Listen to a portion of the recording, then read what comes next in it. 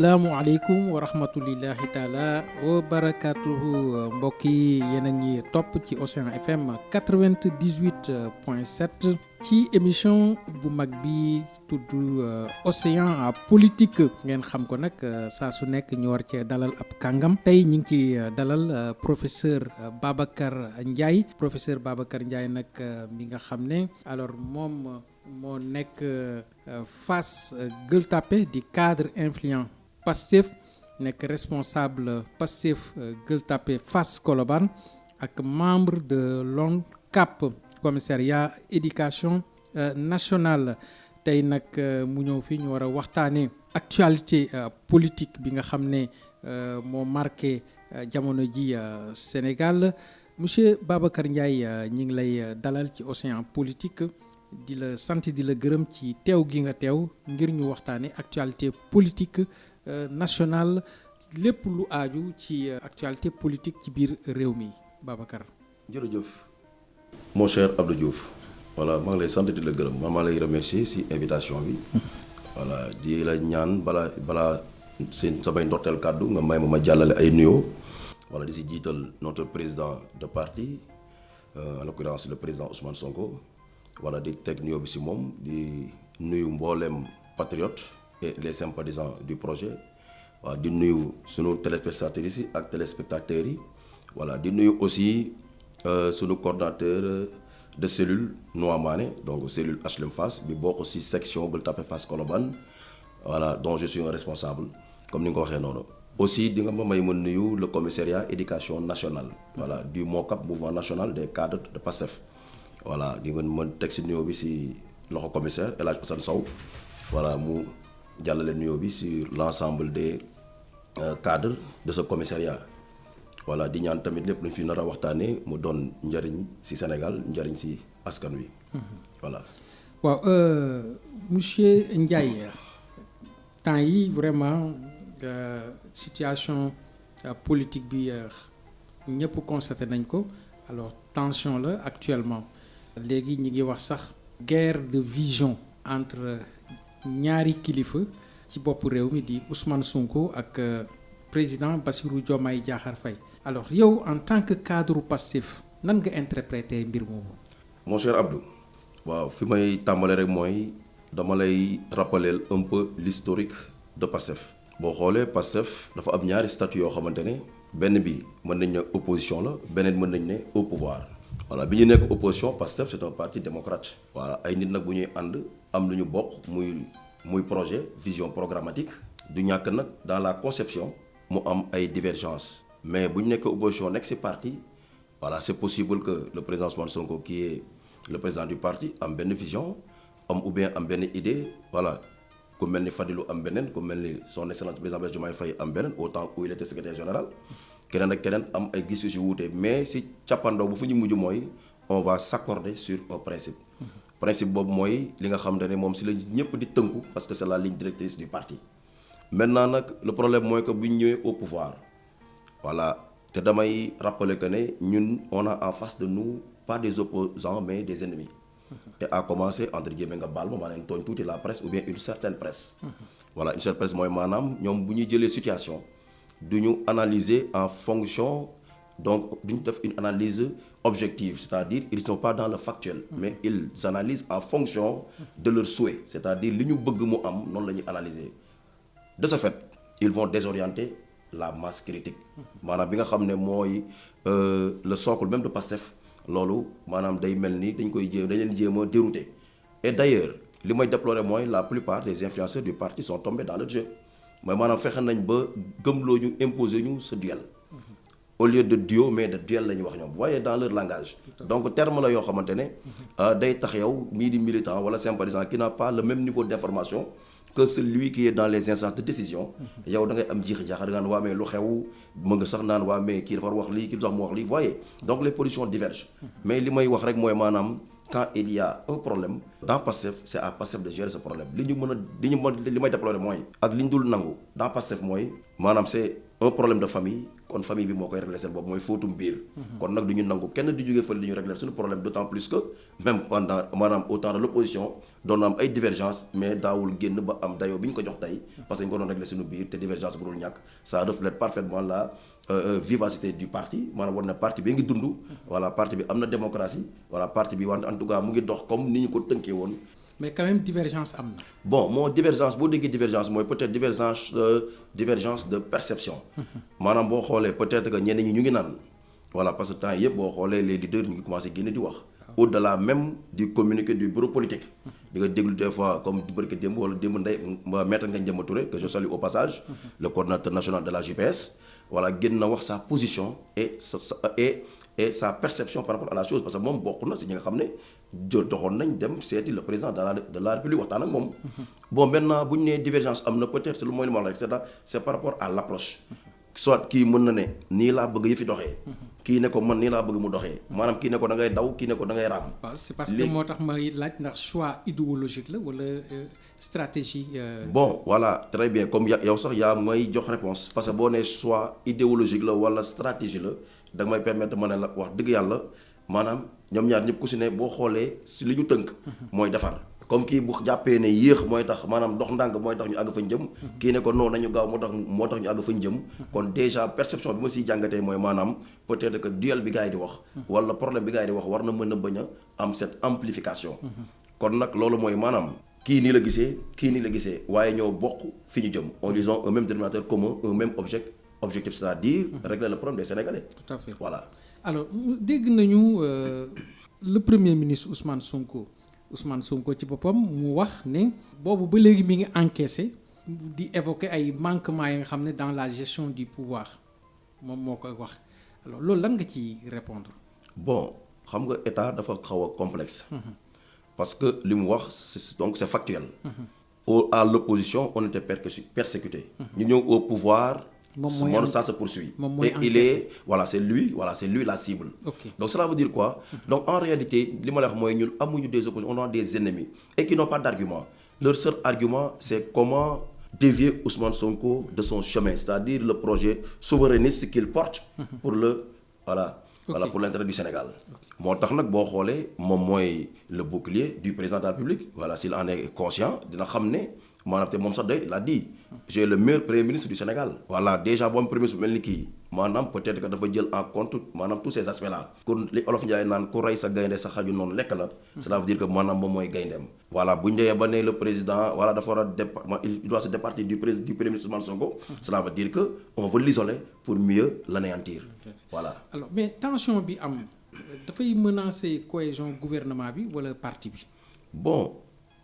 Pastef il n'y a pas de problème. Ok. Donc Pastef, pour ne pas dire une soumission aveugle, on suit la ligne directrice de Ousmane Sonko et en qui d'ailleurs on fait confiance entière. Ousmane Sonko ñun yemuñu si wóolu ko mais nañ ko gëm. lu mu ñu mës a wax gis nañ ko. te li mu daj pour ñu agsi fii wax dëgg yàlla war na doy ñëpp ba ku ne tax na lu mu wax rek ñu ànd si te wax dëgg yàlla mosuñoo nax. benn business mooy tension bi gars yi di tudd ndax mën na impacter sur la gestion des affaires de l'État. Donc c'est au président et au premier ministre d'apprécier la situation mais ils sont obligés de cohabiter. wala sax ci parti bi le parti parce que gars yi ñoom ñoo bëgg a semer la zizanie. Pastef entre nous sommes des frères voyez le F la fraternité qu'il symbolise mooy maanaam ñun suñu biir ay frères lañu. nekkatuñu sax ay simples militants mais ay frères lañu de sorte que maanaam ce qui touche benn militant day atteindre keneen maanaam li ñu naan faux piqûre mën naan fa doom maanaam loolu lay firndeel léegi nag. gars yi dañuy rocceeku. non léegi nag non loolu nag peut-être que ne loolu mooy les politiciens traditionnels ñi nga xamante ne loolu lañu baaxoo woon. xam nga politique parce que dafa indi lu bees dafa innové. politique li mu baaxoo woon politicien mooy wor piège manœuvre embûche galgalante pour mën a atteindre objectif alors que fii parce que foo xoolee on fait la promotion des valeurs parce que d'abord c'est les valeurs un parti qui est ancré sur les valeurs.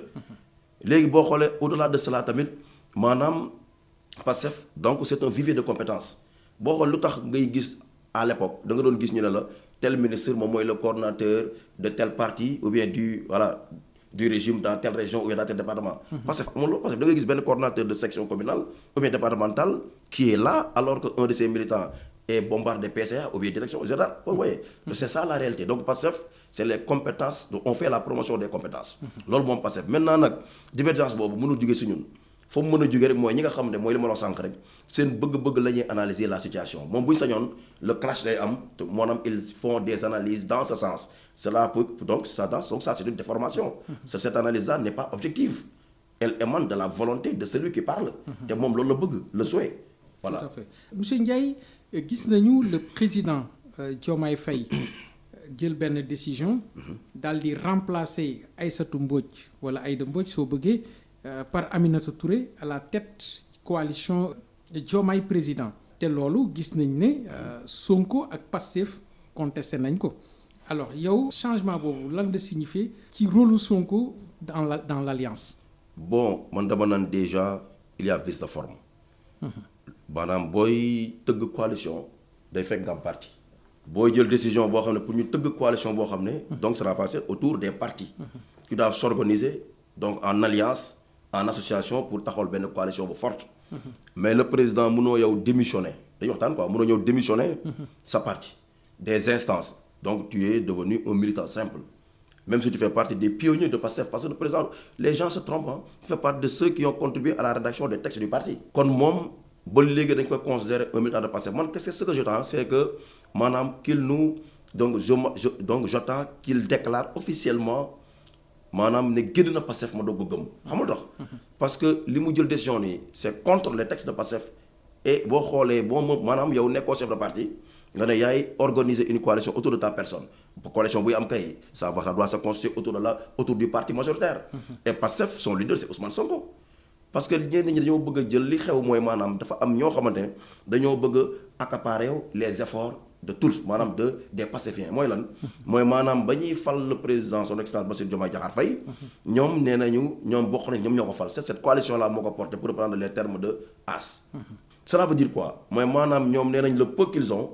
moom moo fal yow koo xam ne mënoo jàll parrainage dañu waxtaan quoi maanaam déjà yow balaa ngaa dem il faut te mesurer à Anta Babacar. je n'ai rien contre lui mais yow mënoo jàll sa parrainage ne yaa fal Bassirou Diomaye Faye naan parti bi au temps de la coalition est dissous mais je l'avais dit dans d'autres plateaux on peut dissoudre un parti mais le parti reste dans les cœurs des Sénégalais. Et c'est ce que les Sénégalais ont montré le soir du 24 mars. léegi nag coalition boobu le président taxawal noonu. Non seulement il y a vice de forme waaye coalition là n'est pas légitime parce que le parti majoritaire àndu si. En plus acte bi mu posé noonu c'est que tey problème dafa yàgg au sein de cette coalition là dafa am ñoo xamante ne le buruxlu que j'avais dénoncé depuis le mois de juillet 2024.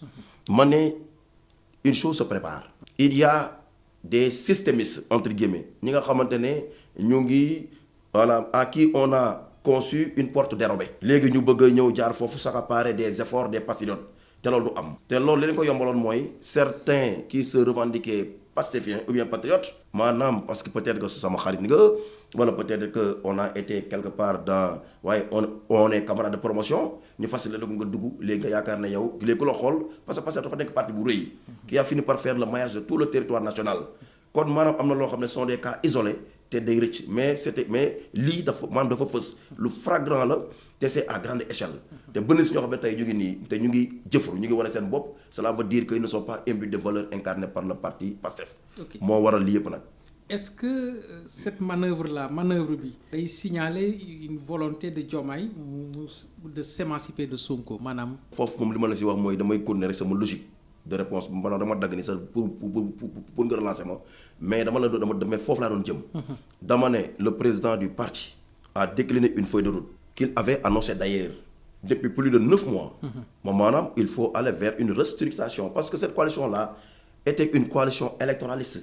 À des fins électoralistes c'est-à-dire l'élection présidentielle est finie maintenant jeex na mais li ñu baaxoo woon Sénégal mooy élection bu jotee ba jàll léegi on s'organise autour mais et que les gens fassent une erreur quand ils essaient de comparer Benno Bokk Yaakaar et la coalition Diomaye président c'est une erreur.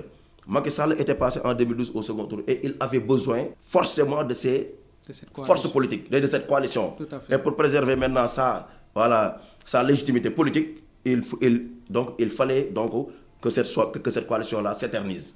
loolu moo nekkoon mais fii dafa am coalition boo xam ne Pastef est le parti majoritaire. Et en réalité boo xoolee les législatives qui s'en sont suivis mooy da nga gis ne ñoom ñëpp ñi nga xamante ne maanaam yaakaaroon nañ ne amoon nañ si dara si dëkk bi.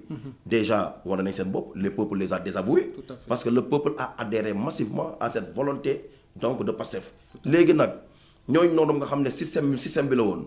ñooy essayer de contourner pour semer la xam nga déjà buntu bu ñu ubbi boo xamante ne maanaam yow le Sénégal les Sénégalais te sont désavoués. ñu génne la par la petite porte.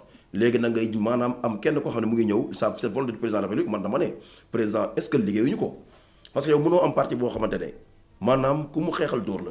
tu n'as pas besoin d'un autre appareil politique parce que lii boo xoolee da nga naan il n'y a aucune logique. Il n'y a aucune logique à ça moo tax li nga xam noonu ce projet d'émancipation donc du joug de Sonko ou bien de la tutelle de Sonko loolu peut-être que dafa am pale lu fa nekk loo xam ne avec le pouvoir maanaam da lay soppi wala da ngay def noo xamante ne yow daal mel ni ku saxi laaf wala doo maanaam doo comprendre. ok parce que mun nga comprendre lu mel noonu. ok monsieur Ndiaye li ñu constaté que Diomaye dafa am benn style de gouvernance plus républicain et technocratique alors que Ousmane Sonko moom dafa am benn ambition révolutionnaire. nga xam ne politique économique ak sociale. loolu nan nga mën a expliquer différence de vision boobu. dama lay leeralal foofu. yaa ngi rappelé wu ko opposition bi. buñ accusé woon Pastef de salafisme c'était à cause de Diomaye. moom lañ doon wax l'aile radicale de Pastef. kon xam nga ne kon bu ñëwee tey di incarner. voilà une autre démarche. c'est-à-dire il est en déphasage avec les idéaux du parti. léegi nag bu ñu nee sa maanaam sa noonu bu demee ba ne la yaa baax. yow yaa nanga war nga xoolaat sa doxalin pour reprendre les propos du président Ousmane Sonko. mooy maanaam sa noonu démb nga xam ne bu seen pexe antu woon doo génn Rebeuss. fi nga nekk nii doo fa nekk. non doo génn Cap Manuel non fa xam la fi nekk de waaye Cap Manuel doo fa génn. ok kon déjà sénégalais yi ñoom ñoo wane ne ñun la ñu bëgg te lii la ñu bëgg ngeen doxal. xam nga sénégalais bu ñu adopté le projet dañ ne woon dafi ñun dañoo incarné système bi dafa jógee. sénégalais ne waa nangu nañu na fi système bi jógee léegi yow boo ñëwee di wane yaa baax wala di wane beneen démarche kon yow yaa problème te loolu ñun waa Pastef wax dëgg yàlla incarné ko maintenant le problème entre Diomaye et Ousmane Sonko mooy lan xam nga déjà le projet nous a beaucoup coûté en termes de pertes humaines en termes de radiation ñi nga ak perte d'emploi ak sacrifice léegi ñu egsi ba fii nga ñëw ne non da ngaa baax mais avant ngaa yow baaleel yow ki la jàpp Macky Sall la baaleel bëgg nga baaleel mais mënoo ma imposer ma baale mais il faut qu'il y ait justice te lii sax dafa baax parce que lu tax lii bu ñu ko deful on va encourager les années à venir ñaanuñu ko yàlla mar day taale parce que lii yàlla mu fi amati léegi ku defati lii en toute impunité maanaam nga couvrir ko ñëw di woote maanaam une réconciliation nationale mais mënul am te xoolee la période. te promesse électorale. mooy li ma la wax aussi le peuple demande la justice. mooy li ma la wax mooy li ma la wax xam nga dañu eggul si point boobu moo tax sax bëgg ma si xaabaabal. tout à fait mooy maanaam. yow da nga doon campagne ne lii ak lii ak lii. léegi ñoom ñu jox ñu ko. ne ñu léegi lii moo taxoon ngeen maanaam li moo tax ñu fal leen.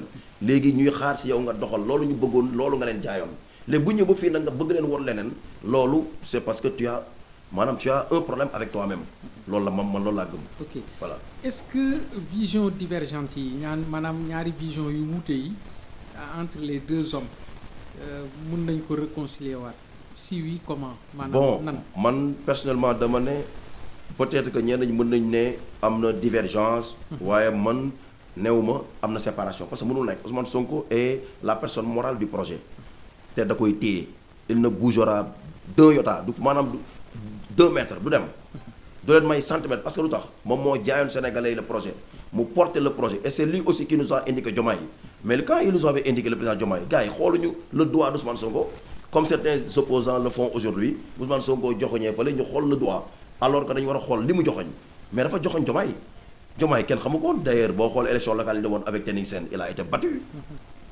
été battu maanaam à plate couture dañ ko dóor yu metti ba mu félicité génne wax ko kon nag bu ñu demee ba mu am légitimité bii na xam ne dara may ko lu dul Ousmane Sonko et le PASTEF donc PASTEF sa famille naturelle c'est sa famille qui l'a promu aujourd'hui là où il est comme chef de l'État donc président de la République du Sénégal donc divergence boobu maanaam mënul impacter en tout cas man c'est loolu laa gëm Ousmane Sonko ne bougera 2 centimètres il va protéger le projet. bon d'ailleurs boo xoolee lors du terrain meeting. xam nga déjà avant le terrain meeting Ousmane Sonko génn def na discours le président. nee na wax naa ci biir néeg wax naa ak ñaar nit ñetti nit. damay wax nag ak yéen parce que il a toujours tenu ce discours de vérité envers les Sénégalais. lii la Sénégal baaxuwul woon moo tax ñu naan dafay wax ju bari. wax ju bari c'est une politique de vérité. et il a très bien. te leeral dafa baax ci jamono ji non maanaam très bien parce que jamono ji sax nga xam ne les valeurs sont inversées. tout à fait li baaxoon ñu bonal ko li bonoon ñu baaxal ko léegi dafa jar maanaam ngay wax ak askan bi à chaque fois que de besoin. te ba mu jaree wax génn na léegi nag ba mu fa mu war a waxee na fa. te ba muy waree wax rendre compte nag ñëw na rendre du compte nee nañu avant le 8 am na lu xew te gis nga avant le 8 on l'a attaqué et il subit toujours des attaques mais cautionné par qui? Parce que Ousmane Sonko mënul nekk sa bouclier nekk sa rempart ñu koy attaqué et en toute impunité mais loolu au nom de quoi déjà benn gi noonu. Deuxièmement mooy neewoon na di ngeen dégg nañu maanaam bukk yu sangoo deru bëy am nañ ci projet bi ak des pacifiens ou bien des patriotes yoo xamante ne yaakaaroon nañ ne projet bi dañ tax a jóg waaye ñu ngi seen bopp te loolu c'est en déphasage avec les valeurs du projet. léegi beneen business mooy le 8 ñëw na ba le 8 taxaw na wax na ak sénégalais yi mais en réalité il voulait montrer que Pastef est toujours là, Pastef est toujours dans le cœur des Sénégalais et si le président veut un appareil politique Pastef mu ngi nii léegi nag le bureau politique demoon na foofu mooy ma xaabaabal tuuti bureau politique demoon na sur sa demande donc c'est-à-dire maanaam le BP bureau politique parce que il est dirigé par le secrétaire général Ousmane Sonko ñoom dem nañu toog ak président ñenn ñi ngi naan posé nañ ko benn question naan ko ndax 2029 man je pense que cette question n'est pas pertinente xam nga man c'est pas n'est pas pertinente parce que déjà bu fekkee dafa amoon intention sax de se départir de Pastef maanaam da koy nuancer comme le oui et le non ni oui de Macky Sall. de loolu dinaa ci ñëw. ok alors ñenn ñi ñu ngi affirmer ne Sonko mun na jël ay distance am wala sax mu reprendre contrôle lu Pastef carrément ci ban mesure paraît-il crédible mu def loolu. bon Sonko le président Ousmane Sonko c'est Pastef noonu lay fonctionner on a un président un leader qui est là.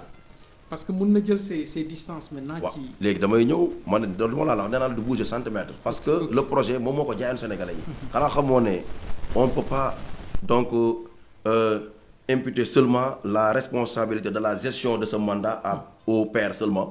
Sonko en est également responsable moo tax du bouger centimètre. il va sauvegarder ce projet il va le préserver contre les fossoyeurs de la République te ñu ngi fii aux alentours di rôder c'est-à-dire en démon de la division. ñu ngi fii di rôder en démon de la division. di xaar la moindre brèche pour nous infiltrer et pour accomplir leur sale besogne te loolu moo fi mës a am Sénégal. distance boobu ma doon wax léegi. alors am na ay scénario yu possible pour yow ndax mun nañ dem ci remaniement wala retour vers le Pastef wala alliance plus indépendante. bon foofu damay ñëwaat. mooy dama dagg sànq dama la ne le président de la République man su ma àndoon ci bureau politique bi dinaa ko ne quel est l'objectif de cette nouvelle coalition que tu veux imposer et coordonnée par ou bien supervisée par la dame Mimi voilà Touré. cette dame là ok loolu laa ko ne quel est l'objectif d'abord mais boo ko ne ay candidatures yaa ngi koy may porte de sortie échappatoire koy may parce que boo ko ne da nga candidat ren non xamaguma ndax naa ko fekkee effectivement il a raison parce que man mi dox ak yow xaw ma ndax naa eggaat sama kër te ñaan voilà waaye maanaam loolu c'est la réponse naturelle boo xam ne da nga koy permettre mu wax ko mais da nga koy ne quel est l'objectif de cette coalition d'autant plus que déjà am nga déjà une coalition qui t'a porté au pouvoir léegi lan nga jublu si lii mu wax la ko bu fekkee maintenant s'il veut se départir de Pastef et qu'il s'assume il doit s'assumer maintenant yaa ngi naan ndax éventuel maanaam si scénario yi ndax mën na am séparation ma ne séparation buy am non Ousmane Sonko est la personne morale du projet léegi séparation buy am maanaam li mu waxoon Macky Sall rek boo may rendi sa loxo dina takk deret léegi nag il a montré à tous les Sénégalais ne leen man lii laa wax reddition des comptes déjà sax foofu damay ñëwaat si question bi mu posé sànq ne ñu booyam ñaar dañoo am divergence d'approche kii lii la bëgg kii nii la gisee léegi mu ne leen day mel ni il est en train de dégager ses responsabilités et il est en train de montrer aux Sénégalais que li ñu bëggoon man si laa nekk waaye bu amul du man parce que lii laa bëgg defuñu ko reddition des comptes maanaam la justice pour les martyrs et c'est une obligation loolu amul kon bu amul du si man déjà kon maanaam c'était un procès. tout à fait voilà à mi-mandat rek déjà ou bien à 18 mois de mandat rek da doon def le procès ou bien le bilan de ces 18 mois te il avait totalement raison sur toute la ligne. léegi nag li nga wax noonu ndax séparation bi mais du dem il faut que le président s'assume mooy maanaam bu dee bëggatu ànd ak Pastef mooy maanaam c'est lui qui va le démettre. mais Ousmane Sonko du bouger mettre parce que il est la personne morale moo la désigné yow tu n'as pas cette légitimité populaire maanaam bu ñu nee le parti qui te porte au pouvoir kon parti bi am na le président de parti. loolu maanaam loolu lay tekki. ok loolu d'ailleurs moo tax ma lay laaj question bi sax récente prise de parole yi nga xam ne Ousmane Sonko def na ko point de presse réunion ak Pastef est-ce que loolu day wone avantage maanaam benn motivation pour défense de son rôle interne au gouvernement wala par une stratégie médiatique politique plus large. bon le président Ousmane Sonko. peut-être que ne am na lu ma xam ci moom. am na lu ma mën a wax ci moom mais en matière de stratégie politique damay référé au politicien au grand politologue Babacar Justin Ndiaye. ok Ce qu'il a dit sur Sonko maanaam pour dire que bu doon en wolof dama naan il est le messie des politiciens. Sonko le président Ousmane Sonko est toujours en avance sur les autres bu jëlee décision maanaam tu peux contester au début di nga dox 2 semaines 3 semaines wala 2 mois 3 mois ngay doo gis li mu doon def. xaw ma loolu nag mooy mayu yàlla la moo tax woykat naan lii xeen xamul lan la mayu yàlla la waaye donc déjà li mu def noonu. mais il est dans son rôle te newoon naa la sànq le PASTEF était dans une logique de restructuration mooy coalition présidentielle qui a porté le président Bassirou Diomaye au pouvoir jeex na maintenant on va restructurer léegi ñu ubbi mais sur des critères précis.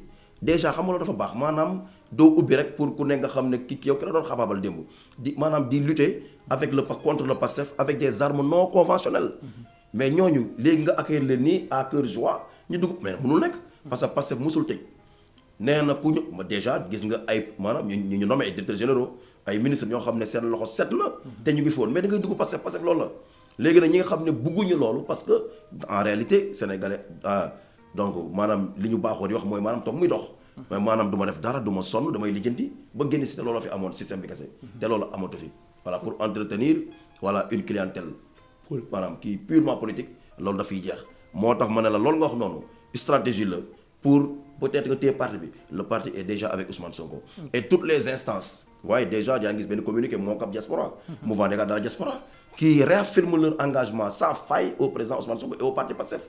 PASTEF loolu la xam léegi nee naa la coow lii boo xoolee ñun suñu biir amul coow de. ña ñooy di coow li ñi nga xam ne ñoo nekk si biti bëgg a dugg si biir wala ñoom ñu bëgg ñu jaxase loolu kese fi am à travers l'acte posé par le président Diomaye nga xam ne fi mu accès nii mënul ñàkk te boo xoolee stratégie mooy lan xam nga Mimi Touré c'est une femme dangereuse xam nga tamu dangereuse. déjà yow mënoo nekk directrice de campagne Landing Savané en 93 nga jógee foofu ànd ak Macky Sall en 2012. maanaam nga nekk ak Macky Sall pendant toutes ces 12 années. occupé foofu ay postes yu bari yow déjà tu es au crépuscule de ta carrière politique. léegi yow nga nekk bëgg a nekk objet de discorde dans PASTEF. c'est que loolu bu ko président nangoo rek mooy peut-être que am na lu mu nar te ko waxagul wala peut-être que président peut-être dañ ko gëm loo xamante ne ce n'est pas la réalité. mais yéen a ko may buntu bi. non du loolu non du ñu ko may xam nga le président. voilà en tout cas juux na da ci biir. non le président. il donc daf ko nommé au représentant du chef de l'État gi mel noonu. donc elle est proche du président maanaam jege na waaw elle est proche du président. tout à fait maintenant nag bu ko xam déjà au palais. xoolal l'entourage du président. président da nga gis boobu ba léegi kii militant du parti la. man dama considère ba léegi parce que il n'y a pas de rupture actée. même si officiellement ou bien maanaam moom acté na ko à travers les actes posés. parce que dañ ne perd son statut de militant. quelqu'un qui est décédé. ou encore quelqu'un qui a adhéré volontairement à une autre formation ou bien association politique. kon yow tu perds ta qualité de militant. déjà moom bu xoolee foofu rek il peut se situer bu fekkee moom def na si benn kon il peut se situer déjà. léegi nag Mimi Touré boobu nag maanaam gëmloo ko xam nga déjà yooyu moo fi jeex xam nga Sénégal li fi baaxoon laa lay wax sànq. da ngay nekk ñu ne la kii stratège la idéologue la voilà kenn topp ko waaye mën na jaxase effectivement mën na jaxase parce que fexe na ba. déjà am na loo xam ne maslaha bi la koy indi man bu ñu ma nommé woon fenn directeur wala fenn maanaam benn institution li may njëkk a def mooy audit interne des ressources humaines des finances et cetera su ma si paree lu may njëkk a def à tous les postes stratégiques damay jëli sama nawle un cadre wala koo xam ne méritant à la base et qui a les mêmes compétences parce que à compétence égale man je prône l'engagement militant mooy maanaam kii militant la dama koy parce que d'ailleurs ce qui donc ça me met en sécurité et en même temps donc damay garantir loo xamante ne maanaam il n'y aura pas de sabotage léegi nag boo jël Mimi Touré teg ko sa côté moom politicien la boo xoolee politicien li ko jotee la Macky Sall problème politique la te bu si tout était rose avec Macky Sall kon du mës a ñëw si yow kon déjà kooku mënul ñëw à la 25e heure après que tout soit dans l'ordre nga bëgg a ñëw ne ñu maanaam yow yaa ñuy réorganiser suñu parti au nom de quoi parti majoritaire kay moom mooy am maanaam tout s'organise autour du parti majoritaire et très majoritaire la PASTEF mais loolu la. tout à fait moo waaw mais nag est-ce que boo comparé Mimi Touré ak Aïda Mbodj bokkuñu même trajectoire parce que Aïda Mbodj aussi suñu xoolee historiquement fi mu jaar yëpp alors daanaka cheminé na ak président Abdou Diouf cheminé ak Abdoulaye Wade ak Macky Sall alors est-ce que bokkuñu même trajectoire même trajectoire waaw bon boo xoolee ils ont cette même longévité politique mais am na tuuti différence. parce que boo xoolee la différence xam nga Aïda Mbodj s'est opposé pendant 12 ans contre Macky Sall. ok ñu su adversaire Macky Sall parce que PASTEF est né en 2014. kon déjà ñun bi ñuy juddu. fekk na moom elle était opposante. ok Mimi Touré mooy était aux affaires. benn deuxièmement boo xoolee Aïda Mbodj était avec nous depuis le Yewwi Askan Wi en 2021 boo xoolee depuis le début des sociétés même d'ailleurs avant parce que bis Ousmane bi le président Ousmane Sonko nekkee député à l'Assemblée nationale ñoom ñaar waaye c'était l'entente parfaite. Alors Aïda Mbodj était dans le groupe parlementaire du PDS kon nga xam ne kon yàgg na. Et elle a toujours témoigné loyauté envers le PASTEF et à son président. Et le président d'ailleurs le chef d'État monsieur Bassirou Diomaye Diakhar Faye son excellence. yàgg na ko témoigner yàgg na ko wax lu mel noonu kon déjà maanaam comparaison boobu day xaw a maanaam du pertinente quoi. Voilà dans la forme. Maintenant boo jëlee dans le fond parce que ñoom ñaar ñëpp ay politiciens lañu dañuy politique te politique nag confiance la mënoo gouverner que ak ki nga xam ne amoo si moom confiance te man personnellement Mimi Touré mosuma am si moom confiance parce que boo xoolee ce qu'elle est en train de faire mooy accélérer les choses yow boo demee ba jël un DG boo xamante ne ñun ba ñëwee on va si c'était le balai le président wax na ko PM wax na ko ku ne wax na ko yow nga balayé le DG de l'AIBD teg fa Cheikh Bamba Dièye notre allié léegi 6 mois après wala 1 an après ce Abdoulaye Dièye là de Thiès nga indiwaat ko nga ne non dans la coalition maanaam Diomaye président mais c'est contradictoire, c'est paradoxal. Donc il y a anguille sous roche. Donc c'est le président lui-même qui doit s'adresser, voilà, qui doit faire une déclaration officielle pour dire sa position des choses par rapport à cette situation. Parce que moi, personnellement, je m'en tiens au communiqué officiel du parti. Le parti, le militant doit avoir cette discipline-là. moo tax nag damay comprendre ñenn ñi peut-être que mën nañ bañ am cette lecture parce que boo xoolee Pastef dafa bëri ñi nga xamante ne maanaam ils sont sous le coup de l'émotion ñoom lu laal le président Ousmane Sonko dañuy jóg te dañ la koy nangul parce que mbëggeen dafa fort Ousmane Sonko gars yi dañ ko bëgg parce que daf leen yee Ousmane Sonko gars yi dañ ko bëgg parce que daf leen sauver parce que ñuy tetee lui système bii bu continué woon en 2024 avec l'élection d'un autre candidat que celui de Pastef kon heure bii xamuñu fu ñu jëm jaay nañu Sénégal te li muy incarné mooy le souverainisme boobu noonu déjà démb boo xoolee ñu ngi lancé le souverainisme technologique parce que ASECNA sax mu ngi montré que c'est possible la souveraineté technologique kon déjà souverainisme bi ñuy wootee ñu ngi fay jëm te ñu ngi jëm souveraineté alimentaire ñu ngi jëm souveraineté économique moomaat suñu bopp moom suñu réew déjà commencé nañ ko ak la souveraineté militaire parce que les bases militaires étrangères dem nañ seen yoon maanaam c'est un processus à moyen et long terme te incha allah ñu ngi si loolu nag ñi nga xamante ne nag démb bëgguñu ko woon tey bu ñëwee ne dañuy dugg si projet bi gëmuñu ko ils n'ont maanaam amuñu principe maanaam amuñu les mêmes principes que les patriotes voilà. Alors Mimi Touré épinglé nañ ko ay rapport épinglé nañ ko mais li ñu gis elle a la défense du président de la République parce que président de la République ci boppam moo ne loolu ay lu ñu commandité la woon fu jubanti bi toll est-ce que loolu du xejamal tuuti jubal jubanti bi. bon mooy li ma la wax si la gouvernance de Pastef très bien mooy la gouvernance Pastef mooy la gouvernance Pastef bi ma bëggoon ñëw sànq moo ne la maslaha bu ma nommé woon si benn institution su ma defee audit ba noppi damay jël ñuy teg fa samay nitu bopp déjà Mimi Touré a été épinglé xam nga IGE c'est une institution benn organe la casé au palais. Tout à fait. te ku ne xam na seen liggéey maanaam c'est même entaché la réputation de l'IGE day tax sax bu ëllëgee beneen président bu ñëwee ñu ne diw épinglé nañu ko mu ne ñee ñoo commandité woon donc ça c'est un antécédent dangereux beneen business mooy mais c'est factuel xam nga Mimi Touré a géré nekkoon ministère de la justice déggoon nañu mais li gën a garaaw mooy aveu lu gën a garaaw mooy nga toog si nekk conseil économique et social loolu après la mais représentation nationale muy assemblée sa député boo xam ne moom mu ngi sa groupe parlementaire nga toog mu toog wala nga nekk si de l'autre camp parce que maanaam nga jégal ma si kàddu yi mooy duuloo nañ ñoom ñaar ba mu xuloo le président Macky Sall mu toog ne la moom xam na ma xam seeti naa ko bureau xam na du ma jëflante ak moom na wax ndax lekk na wala lekkul te jusqu'à présent amul benn démenti xam nga loolu déjà rek wane na nit ki ku mu doon kon mun a fee woote jub ba gën a jub nit ñi kon déjà bu ñu la nee épinglé lañ les rapports sont là kon lenn moo mën a am soit nga teg sa conc comme ni ko Macky Sall defee woon te loolu wax dëgg yàlla maanaam c'est en déphasage je le répète avec les idéaux du parti waaye tamit c'est un antécédent dangereux parce que ñun du lii moo taxoon ñuy xeex du lii moo taxoon Sénégal 80 jeunes nekk ay martyrs te tey ñu ngi leen di jooy ba léegi d'ailleurs ñu ngi waajal la journée des martyrs peut-être que maanaam la date et maanaam on a changé de date maanaam dañ ko reporter à une date ultérieure te incha allah danañ ko def te ba léegi ñu ngi koy jooy te revendiquer justice. alors li ñu gis ci jamono ji monsieur Ndiaye c'est la ruée vers la coalition Diomaye président da ngay gis sax ñi nga xam ne vraiment ay rapport épinglé woon na leen ñi nga xam ne dañoo taq te loolu ñun waxuñu ko mais c'est des informations claires et précises ay audit moo ko wone ñooñu ñëpp dem nañ ci Diomaye président est-ce que jëmuñu ci li daan am nga xam ne yaa ànd ak man ma teg conc ànduloog man ma bàyyi justice def liggéeyam. bon maanaam di ma ko déggee mooy le décret présidentiel nekk objet élément de maanaam de chantage. de chantage. bon foofu li ma si wax mooy analyse bu njëkk ma si def. mooy que man je fais pas part de ceux qui ravalent leur vomissure yàlla na ma si yàlla musal. parce que munoo woote lii ba jot ngay doxal maanaam le contraire de li nga doon wax benn te boo xoolee ñun déjà dans PASTEF ñun suñu commissariat laa lay wax éducation nationale. on a purgé un élément boo xamante ne. il se revendiquait cadre patriote jusqu'à preuve du contraire on a aucune preuve parce que déjà demoon na benn instant boo xam ne le parti a été éprouvé dans l'opposition. maintenant structuration bi ak le fonctionnement des instances taluñu ko woon parce que tous étaient au front contre Macky Sall qui était là.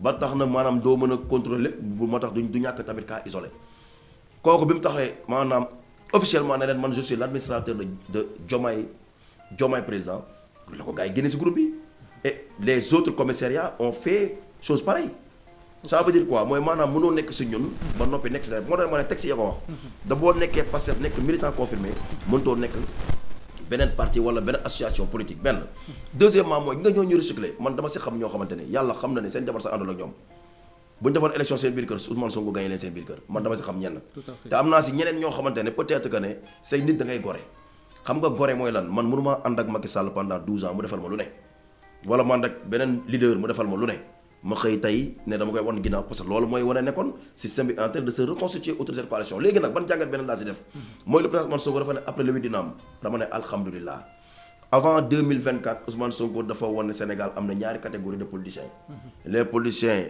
mooy ñi nga xam ne système le traditionnel qui ne sont mus que par leurs intérêts personnels ak ñi nga xam ne mooy waa Pastef et ses alliés maanaam comme may saluer au passage le docteur Cheikh Diane Dieye di ko saluer parce que xam naa c'est un allié loyal très loyal au Pastef et au président Ousmane Sonko maanaam ñoom ñi nga xam ne maanaam l'intérêt général moo leen ñor boobu mooy beneen lecture bi léegi nag li nga siy jëlee mooy système bi Ousmane Sonko daf ñu woon à partir de maanaam c'est toujours nous sommes dans l'après le 8 mooy maanaam dañ leen di identifier ñoom ñëpp parce que Ousmane Sonko dafa aay si ponkal du dóor kenn da leen dajale ñoom ñëpp autour de cette coalition balee leen d'une seule main te fa lañ jëm fu dal parce que gars yi ñu ngi wane seen bopp ñi nga xamante ne ñi ngi woon fële te dañ yaakaar ne raccourci la parce que yaa ngi naan prochain remaniement même bu amee ñoom peut-être que ñu ñenn ñu ngi koy junj maanaam remaniement day am ñu purger waa Pastef dugal ñi nekk nga xam ne ci coalition bi la mais loolu c'est un suicide man bu ma nekkoon président même su ma amee ay divergence maanaam dans l'approche maanaam divergence d'approche wala ni ñuy doxalee maanaam mbirum état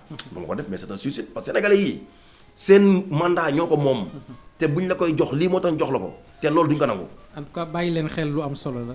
le peuple.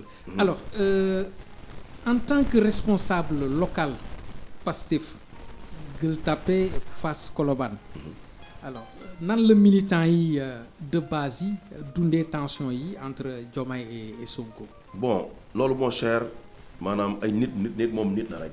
voilà nit moom dafa sensible quoi.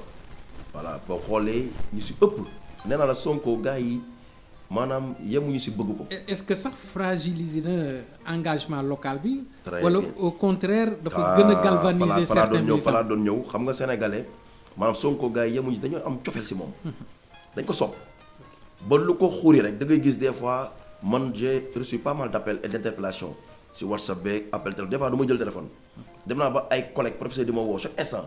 dama boy lu xew ma ne leen non tey leen vous êtes des intellectuels te Ousmane Sonko newoon nañu billaahi sama waa ji bu ñu ko xamoon newoon nañu lu bu leen dégg rek wax ne teel nangam tey leen après le 8 mooy daw ba léegi militants yi à la base ils sont émotifs maanaam bu ñu déggee rek dañuy jaxasoo ils sont désemparés moo tax le premier communiqué du bureau politique baax na mais ñoom dañoo nekk ci processus maa ngi gis ñeneen di ko décrier mais xam nga boo nekkee ci processus maanaam àgg boo fi nga jëm da ngay maanaam nous sommes dans une logique de désamorçage léegi da nga am dañ teg nañ benn jéego am na yeneen jéego yu stop jusqu'à ce que maintenant le parti ne prenne position de manière officielle et définitive léegi nag fu mu toll nii nag ñooñu ngay wax noonu il s'agit mais au contraire li wax sànq au lieu de les fragiliser ou bien de les anéantir da leen a galvaniser comme le sénégalais naturel le sénégalais naturellement dafa bañ ku ñu injustice gis nga ku ñu tooñ Macky Sall la ko porté woon au pouvoir keneen ak keneen ñun Pastef boo xoolee li ñu am ni yëpp c'est après 2021 parce que en 2019 bañ demee maanaam même si on était dans une phase ascendante mais juste après le complot là contre le président Ousmane Sonko ba boo xoolee maanaam sympathie bi dafa multiplié par 20 mais loolu la seen moo tax ma ne militants yi fu mu toll nii léegi la ñu gën a jàpp le président parce que kañ nga koy xam ñu ne une semaine bii di ñëw comme le président ñaanuñu ko yàlla mar di taali ñu ne assemblée lii lañ ko lii nangam élection day am léegi waxuma la 130 députés 180 députés bi lii yëpp lay jël beneen bi des mooy bu ñu doon présidentiel am na léegi Ousmane Sonko nekk candidat non boobu xam nga bële passe dañ naan dañuy xëy xëdd dem voter ndogu jubilé bi yoon waxuma la sax xëdd waaye nag avant midi nga jubilé waaw parce que élection du am.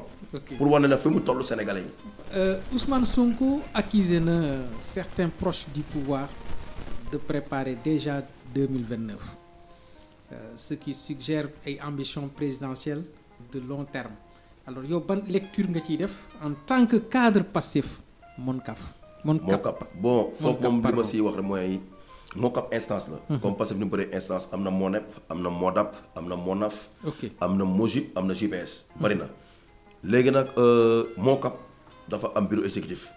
maanaam ñoom à chaque fois que de besoin boo xoolee quand ils s'étaient agi donc de répondre à l'opposition génn nañu via des points de presse dont le coordonnateur le ministre de l'enseignement supérieur de la recherche et de l'innovation le professeur Dado Ngom. Il y a également Babo Ahmadou Ba qui est le vice-coordonnateur moom mooy le DG de 3FPT et beaucoup d'autres leaders comme le DG de la SNHLM Bass Kébé donc bu ñu génnee dañ si wax ñoom seen position mais nag boo xoolee discours yi ngay dégg yëpp c'est de la part des leaders qui sont des voix autorisées du parti mooy comme le président de l'Assemblée nationale nee na am na bukki yu sangoo deru bëy nekk bi di Pastef am nekk ñu nekk à des maanaam poste de responsabilité dans l'attelage gouvernemental mooy cela veut dire que ñoom en réalité dañoo génn projet bi xam nga projet bi lan la projet bi du nit ñi mais projet bi maanaam ce sont des pratiques. mais est-ce que problème bi baaxul ci Pastef sax ndax mu teel a détecté. non loolu am non Pastef. mënuñu koo nax. xam nga déjà sax mënuñu koo nax. boo xoolee depuis bi maanaam suñu gouvernance ba tey jii nii est-ce que dégg gum nga et c'est inédit dégg gum nga benn directeur wala benn ministre bu ñu épinglé bu bokk Pastef déedéet ki ñu si tudd te le président Ousmane Sonko moo ko tudd te les faits sont là les rapports sont là moo tax sax maanaam ñeneen ñi ngi naan est-ce que loolu tax moo tax ñu taxal ko. pour fouiller encore dans sa gestion et d'ailleurs boo xoolee maanaam waxtaan ak keroog benn cadre mu ne ma mais est-ce que c'est déjà acté ma ne ko lépp lu Cour des comptes am yoon rek c'est déjà acté li des rek mooy déblocage xaalis léegi yooyu noonu kon lii lu leer na moo tax ñu taxal ko léegi nag taxal bi nag a des conséquences sur sa visibilité politique parce que ministère bi nga ko joxoon il ne le méritait pas et d'ailleurs je profite de cette occasion pour dire que certains maintenant sont des vendeurs d'illusions xam nga déjà nit ki mën nga pertinent mën nga éloquent boo xëy ñu lay dégg mais il n'est pas plus pertinent que beaucoup de cadres de Pastef et qui sont là déjà des gars yi naan maanaam universitaire la mooy universitaire ñu ñuy jàng xam nañu universitaire sont les professeurs à l'université na ma wax ban université publique la nekk Sénégal buy jàngale comme en tant que chargé de cours peut-être on peut avoir son université son école son institution scolaire ou universitaire di fa joxe du cours mais dans le privé xamante nañu fii kaw Sénégal léegi nag bu dee loolu moo tax nag maanaam nga am say ambition et un agenda maanaam nga nëbb ko caché ko maanaam pour mën a après c'est que li ma la wax rek mooy tàmbali bi gis nga le président Diomaye on veut l'isoler xam nañ ne lui seul du dem dañ ko bëgg a isoler de sa base politique xam nga le président Diomaye sans Pastef du dem il n'a pas de base ban base politique la am ce n'est pas comparable parce que Macky Sall avait un appareil pendant 12 ans et une expérience avec Abdoulaye Wade déjà mais est-ce que du ci liggéey aussi non mooy li ma la wax mooy ma ne buy liggéey da ngay liggéey li nga xamante ne moo fi nekk nga sénégalais yi dañoo raw politiciens il a le pouvoir il a les moyens maintenant est-ce que du ci liggéey. waaw fa lay ñëw xam nga sénégalais dañoo raw Ousmane Sonko naa daf ñoo yee gis nga marchand ambulant bi di dox ni boo yaakaar ne dof la yaa ngi nax sa bopp gis nga déjà il y a le Pastef a une entité en son sein les doomu daara nga yaakaar duñu ay intellectuels man déjà la notion d'intellectuel bu ko ñenn ñi di confiner seulement à celui qui a fait donc les bancs à l'école ma ngay nax sa bopp ils sont des intellectuels mais orientés dans les enseignements religieux islamiques et cetera cela veut dire quoi cela veut dire que ambulant bi di dox am na xam-xam bu ne si moom boo xamante ne mënoo koo nax te déjà ñooñu ñoo jox bopp Ousmane Sonko te mënutoo leen nax ñoom nañu génn def bu dee wóolu na boppam bu dee coalition boobu dëgg la li ñu koy maanaam li gars yi di ruumandaat dëgg la ñoom nañu génn woote li ñuy woote te joxewuñu xaalis nga xool même boo joxee xaalis bu fekkoon xaalis mooy tax a falu kon Diomaye du falu si kaw Amadou Ba du falu si keneen ak keneen kon Yewwi Askan bi du am une majorité ba nga xam ne opposition bee ko yàq après voilà loolu fi am sénégalais ñoo raw policier dañoo raw kon mëntuñu leen nax te déjà ma jox la beneen constante Ousmane Sonko est la seule constante à Pastef li fi amoon li ma doon sànq nga gis benn leader d'un parti yow yaa dëkk si gox bi yaay leader confirmé yaa yor base joxe ay carte te gars yi topp la amatul muy am ay guerre de positionnement parce que est bien structuré. Le coordonnateur est là mais en réalité il ne détient pas la base c'est quoi? C'est les entités. C'est une composition homogène. Toutes les entités, toutes les instances du parti sont représentées. Boo jël sama section par exemple Gueule Tapée Fass Colobane am na des cadres de MOCAP am na JPS am na MOJIP am na MODAP tous les instances sont représentées. Léegi nag Ousmane Sonko est la constante bu nee waaw on n'écoute pas le coordonnateur bu amee une idée divergente bu nee déedéet duñ déglu le coordonnateur kon moo tax ma ne kenn amul base la seule constante c'est le président Ousmane Sonko. Et d'ailleurs maa ngi koy ñaanal week-end bu dal voilà. ci contexte tension bi ñu nekk nan nga gisee l'avenir du PASTEF ak coalition de pouvoir. Bon dama naan c'est PASTEF contre PASTEF xam nga ma ne PASTEF contre PASTEF. PASTEF c'est le président Ousmane Sonko et le parti. ma dugal si le président de la République monsieur Bassirou Diomaye Diakhar Faye. bu ma nee contre PASTEF c'est une autre coalition mais dont à la tête nous avons le président Bassirou Diomaye Diakhar Faye. Maintenant nag l'opposition bi amuñ opposition parce que boo xoolee bu fekkee opposition mooy maanaam contre pouvoir kon PASTEF bu ñu ko bëggee réduire à l'opposition kon PASTEF est contre le pouvoir donc c'est PASTEF contre PASTEF. Mais il y a paradoxe parce que mënoo nekk contre pouvoir ba noppi exercer de hautes responsabilités dans le pouvoir. boo xoolee PASTEF à combien de ministres PASTEF à combien de DG en réalité querelle bi gars yi di wax nii àggul fi ko gars yi amplifier. Différence d'approche mënul ñàkk dans la vie. Mais nee naa la suñuy noonu dañ koy jël traité ko de sorte que ne yow mi si suuf qui n'a pas un tel niveau d'information da ngay jàpp ne voilà ñii waroo nañu ñii nangam. mais yéen a ubbi brèche bi non ce n'est pas nous. dama naan xam nga voilà su ma nee nous sax. mooy peut-être que ne loolu laa yàgg di wax. te loolu laay défendre toujours. sa noonu waroo ko may fu mu. merci beaucoup xam nga la mooy may noonu bi xam nga la mooy may noonu bi.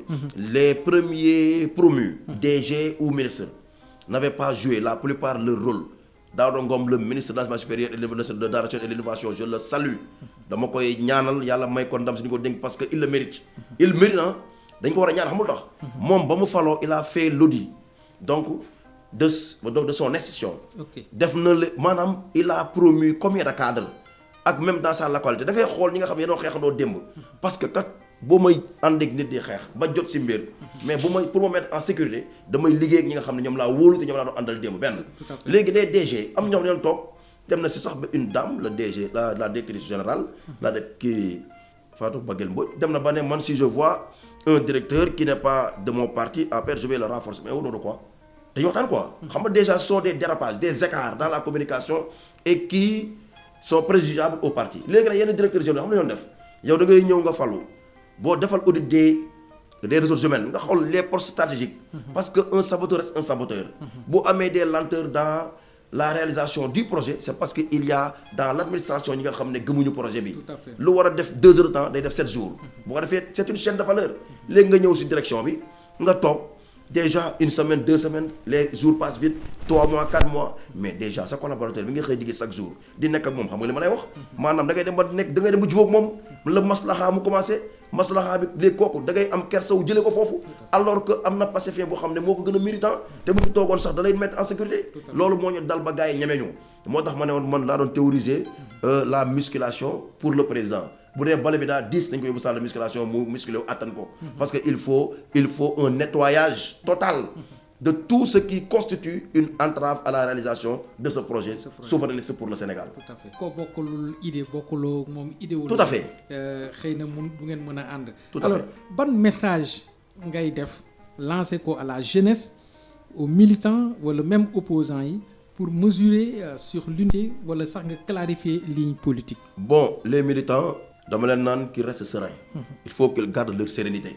parce que njiit boo ko jiitalee da nga koy wóolu te li ma la wax sànq rek Ousmane Sonko dañ ko wóolu te dañ ko war a jox confiance totale ba pare doyloo ko tàmbali si moom yem si moom mooy maanaam militant da ngay am discipline de parti mooy maanaam da ngay topp parti bi li mu wax mais boo xoolee lii xew te fi ñu jëm nag daanaka xam na de mooy maanaam ça devient incontrôlable xam nga les réseaux sociaux amul sa contrôle la boo xamante ne maanaam nit ki lu waay neex bind des fois da ngay benn influenceur bind alhamdulilah exemple quoi gars yi ne voilà kon baax na nga toog tuuti keneen bind ne non nga maanaam ñooñu noonu ñoom ñooy gën a tirer ñoom ñooy gën a yokk sax jafe-jafe askan moo tax man déjà pour me mettre en sécurité wala pour ma am sama quiétude ma garder sama sérénité je suis un militant je fais partie donc du MOCAP donc il y a des lignes à suivre et à ne pas franchir. parti bi lu mu wax ma tënku si maanaam def si une analyse objective mais aussi sama xalaat bopp ma apporter maanaam sama man nii laa ko gisee. déjà c'est permis. léegi nag ñeneen ñi nag ñi nga xam ne ñoo nekk si parti bi à la base la JPS et voilà les autres instances. il faut qu'ils sortent parce que mënoo jiite ay nit maanaam ñu nekk dans une situation très difficile et il faut l'admettre.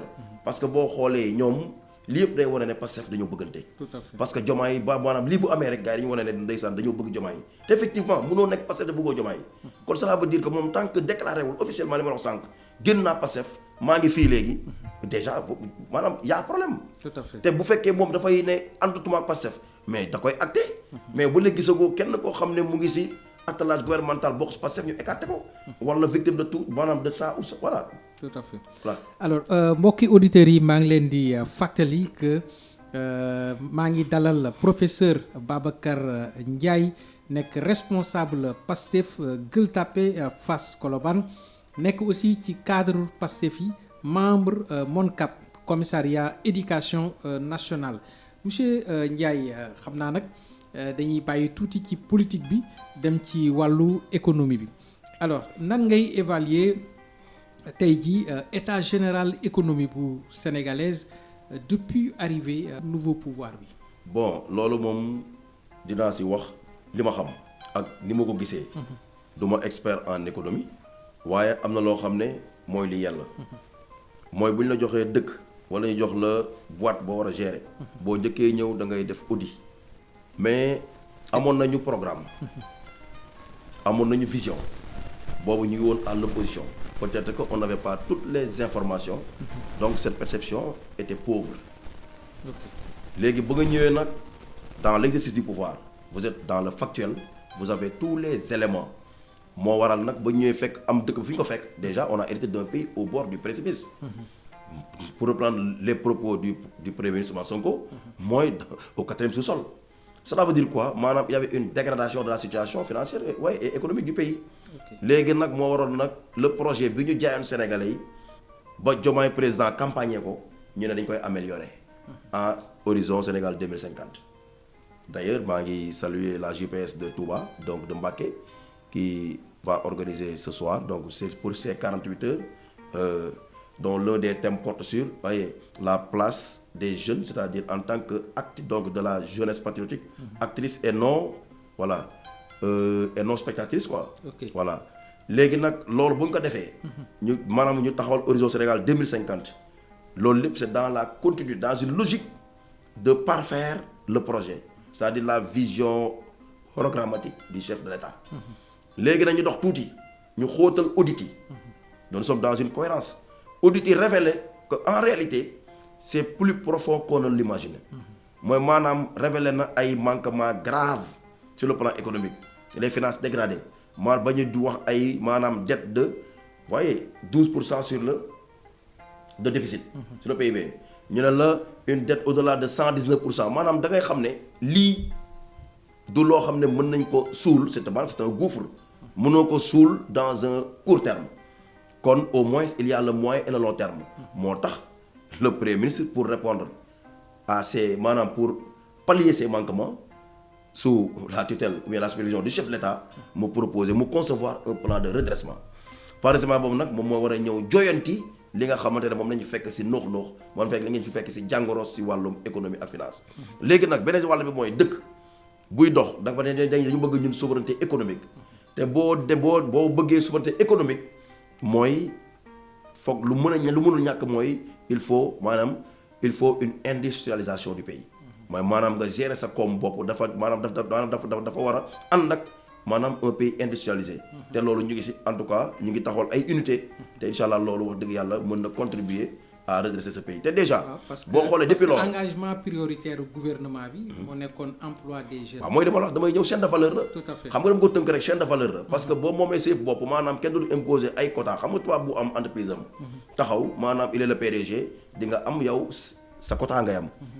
maanaam pour nombre d'emplois tel et tel mais bu fekkee yaa moom si bopp. yow yaay définir les axes. les orientations yi nga bi tax nga war a am sa souveraineté totale. te léegi boo xoolee au-delà de cela ñu ngi jëm ci souveraineté alimentaire maanaam c'est une chaîne de valeur yi nga xamante ne wax dëgg yàlla bu peuple bi résilient wee tuuti rek incha allah nañ atteindre suñuy objectif. mais est-ce que initiative actuelle yi ñuy jël adapté wu na ak besoin marché bi wala faut-il repenser complètement les politiques de formation et d'insertion. bon boo xoolee Pastef boo xoolee loolu dafa nekk thème sax boo xam ne képp kuy conférence sax maa lay tuddal léegi la JPS de Touba te boo xoolee dafa dañ ko déggandoo c'est partout au niveau national semaine bi voilà c'est maanaam le parti est maanaam dafa animé ñu waxoon ñu woote 48 heures 70 heures dañoo bari te boo xoolee thème boobu daf see bokk la place des jeunes actrices et non spectatrices dans la transformation waaye tout à fait voilà léegi boo xoolee l'employabilité la moo ko jiitu mooy la formation parce que boo xoolee jamono ji man déjà jàngalekat la dama ne ñun suñu système bi il faut le revoir comment mooy maanaam il faut s'ancrer sur nos valeurs mais en s'ouvrant aux perspectives à venir mooy maanaam il y a des métiers nouveaux yi nga xamante ne adapté wul ak suñu enseignement classique supposons man mënuma jàng français dem maanaam au lycée ma dem université def lettres modernes génn bëgg a nekk ingénieur mënu nekk ak métier nouveau yi nga xam ne mu ngi xew jamono ji sur le pétrole ak l'environnement et cetera yooyu xewul woon kon il faut une refondation de notre système éducatif et donc cela passe par une vision nette et d'ailleurs qui est définie dans l'agenda transformation du Sénégal horizon 2050 tout à fait alors yenn observateurs yi ñu ngi estimer que dette publique bi ak marge budgétaire bi du Sénégal limite les ambitions économiques du gouvernement lan mooy ci ce point de vue. bon loolu moom du ma si sori mais dama bëgg nga xam rek FMI day politique xam nga FMI tax ma ne day politique parce que mënoon nekk institution comme FMI mu am une dette boo xam ne dañ la ko nëbb dette boo xamante ne xam nga xaalis maanaam nguur buy dugal xaalis si dëkk il faut qu'il y ait une traçabilité yow léegi nga ne amoon na dette bi àggul foofu maanaam il y a tout ce bruit autour là fan lañ mujjee mooy maanaam reconnaître nañu il y avait bel et bien une dette am leen ñu ñuy imposer restructuration ñu bañ restructuration de la dette xam nga déjà kon loolu maanaam ay actes la yoo xam ne l'État du Sénégal mu ngi koy poser léegi nag déjà buñ ne loolu mën a nekk une entrave ak fi ñu jëm non loolu gëw ma ko parce que simplement peuple bi fi ñu leen woo rek mooy la résilience te déjà le plan de redressement dina si jouer waaye son rôle mooy maanaam na fexe ba déjà boo xoolee on a stabilisé la dette à chaque échéance le Sénégal donc ça maanaam mu ngi warloog maanaam ñu ngi wàccoog li mu warloog ñi mu war a fay déjà boobu ba léegi ñoo ngi si te terewul te taxul ñu yokk dara voilà yokkuñu benn denrée de première nécessité te tamit laaluñu dara luy impacter sur le quotidien voilà donc kon du Sénégal parce que question bi ma la doon bëgg a poser mel na ni tontu nga ko sax ndax réew mi day continuer di leb xaalis pour investir wala dafay privilégier benn discipline budgétaire plus stricte. bon loolu moom mooy maanaam leb mënul ñàkk. parce que même dëkk yi gën a développé ont des dettes. mais des dettes supportables mais ñun lu ñu fekk foog nga stabiliser ko d'abord ba suul ko. léegi nag maanaam boo xoolee Sénégal wane na te loolu baaxul ci FMI xanaa xamoon ne FMI li tax mu ñëwaat xam nga lan la xam na ne Sénégal fii mu jëm day dem te day dem sans man kon xaaral ma dem balaa moo trop tard parce que Sénégal il est en train de montrer la voie aux autres pays de la sous-région bu ko defee ñoom tamit s'il se démarque de FMI rek te ce sera une catastrophe te FMI en réalité du joxe xaalis FMI maanaam da lay maanaam tampon la rek benn kii la rek boo xam ne da lay permettre banques yi ne voilà le Sénégal est solvable pour gars yi mën a jox xaalis kon déjà maanaam de boo xoolee sax l'investissement souverain mooy maanaam li nga xamante ne est porté par les patriotes ou bien par les citoyens te déjà lancé nañu ko te ça a porté ses fruits voilà.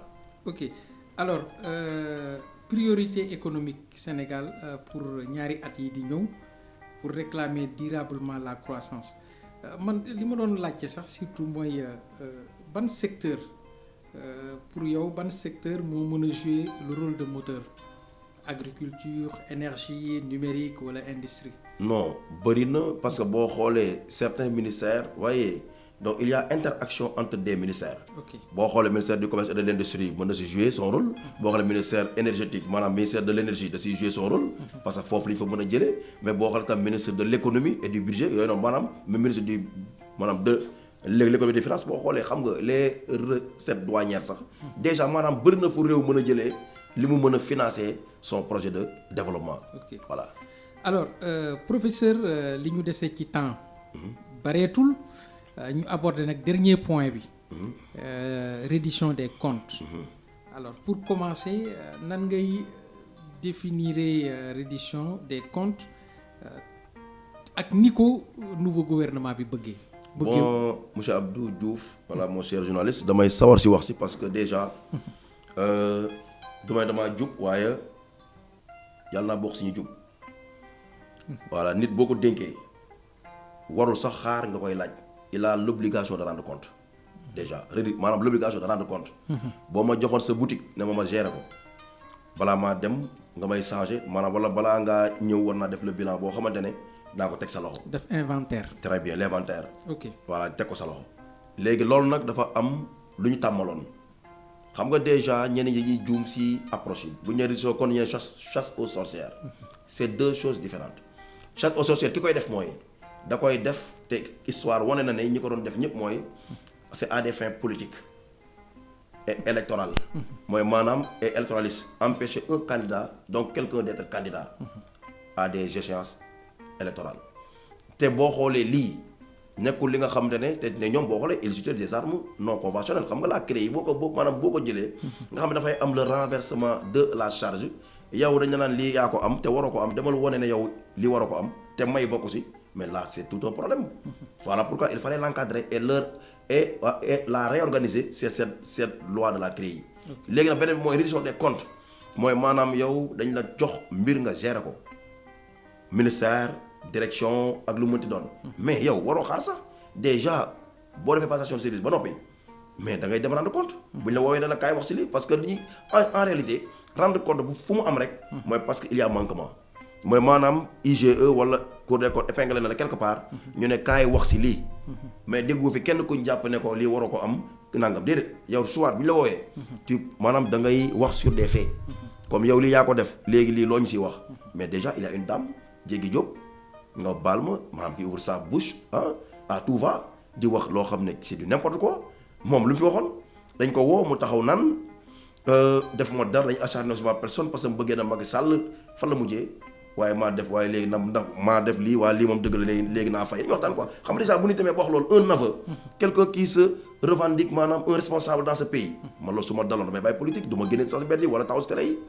waaw déjà yow ñu ne la waa léegi nangu nga cautionné mais ku nangu cautionné mooy da ngaa def ku nangu wax si lii ne lii la wa mais dañuy waxtaan tamit quoi ku deful kenn du la woo yow kenn woowu la man kenn woowu ma parce que géré wu ma mais ku géré te à l'obligation nga rendre compte te loolu moo fi am voilà topp kuñ fi kenn pour aller à des fins électoralistes te ba léegi dégg boo fi koo xam ne épinglé maanaam jàpp nañ ko bokkul élection amagul.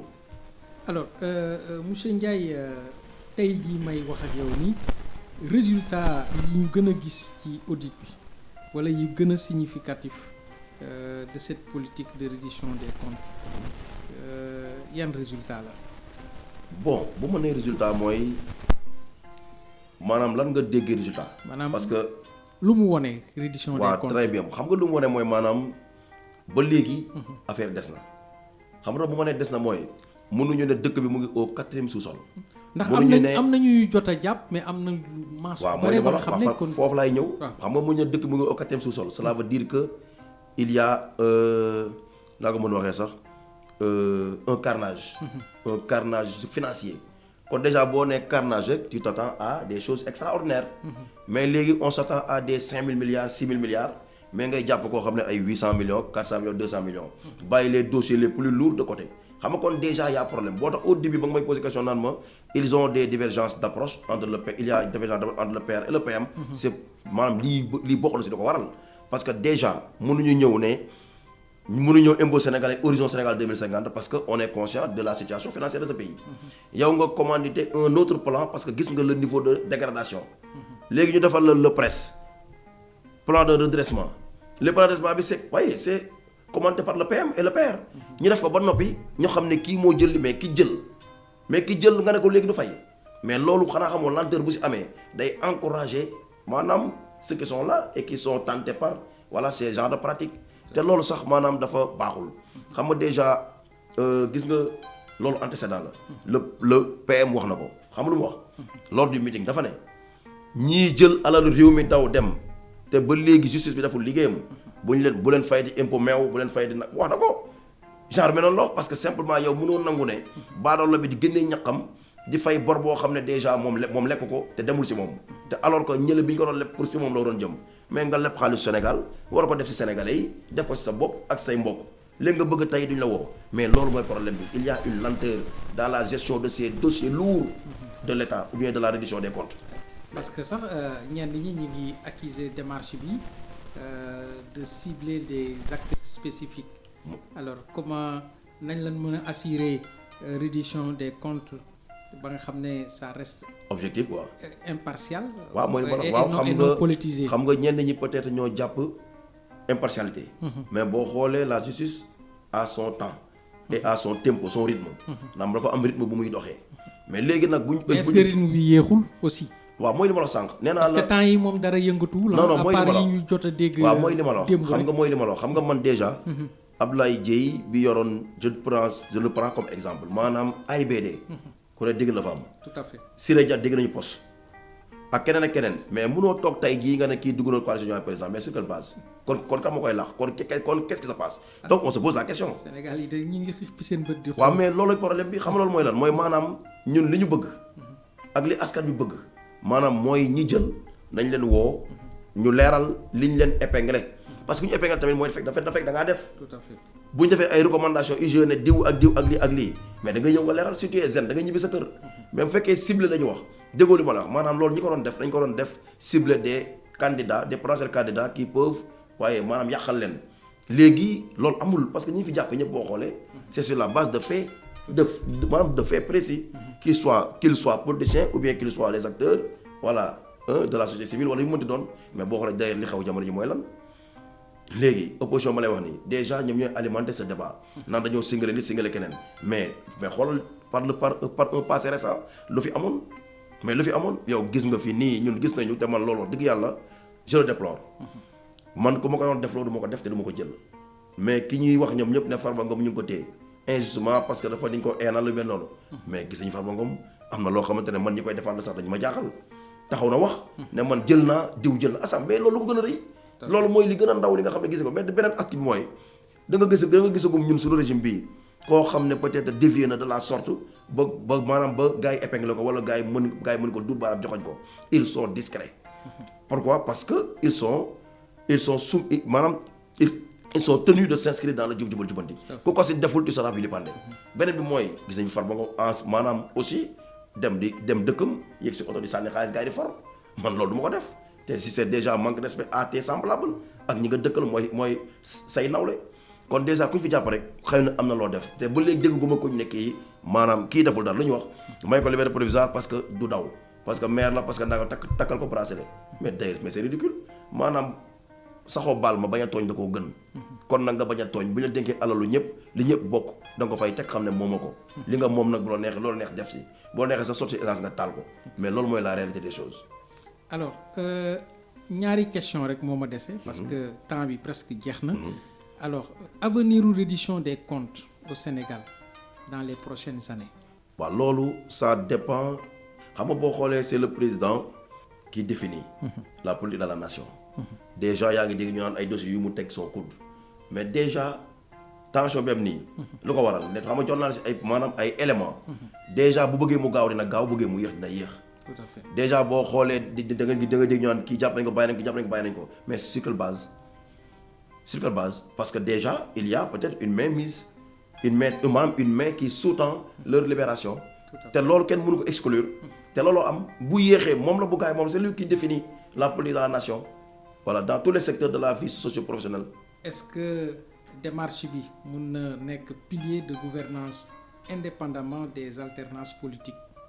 Non loolu c'est à considérer comme dans un package la quoi. maanaam da nga koy intégrer foofu bu ko defee nga xam ne soit da ngay analyser de manière générale mais pas spécifiquement ou bien singulièrement quoi. C'est-à-dire l'élément pris à part. Monsieur Babacar Ndiaye ou bien professeur Babacar Ndiaye vraiment am nañu mbégte lool ci éclairage yi nga andi alors ñu ngi lay bàyyi kàddu gi nga am loo wax sénégalais yi ak tàggoo. waaw mon cher Abdou waaw xanaa di la sant rek di la gërëm waa si invitation bi nga xam ne da nga ma permettre waaw ma wax ni ma gisee la situation actuelle de ce pays voilà à travers plusieurs points évoqués aujourd'hui te muy wax dëgg yàlla lu am solo te di ñaan tamit mu doon lu amal njariñ sénégalais yi voilà di ñaan tamit sama formation politique waa PASTEF di soññ les jeunes voilà et les militants et les sympathisants à garder leur sérénité face à cette situation ñu xam ne voilà ay nit bu ñu ànd du ñàkk ay heures mais il faut s'armer de patience et aussi avoir cet esprit de dépassement bi nga tax boobu tax man bi ñu amoon te bi ñu gaa yëpp xamee voilà nga xam ne lépp lu ñu song mën nañ koo daan te incha allah yal na yàlla may ndam si loolu di ñaan tamit cette harmonie là qui a toujours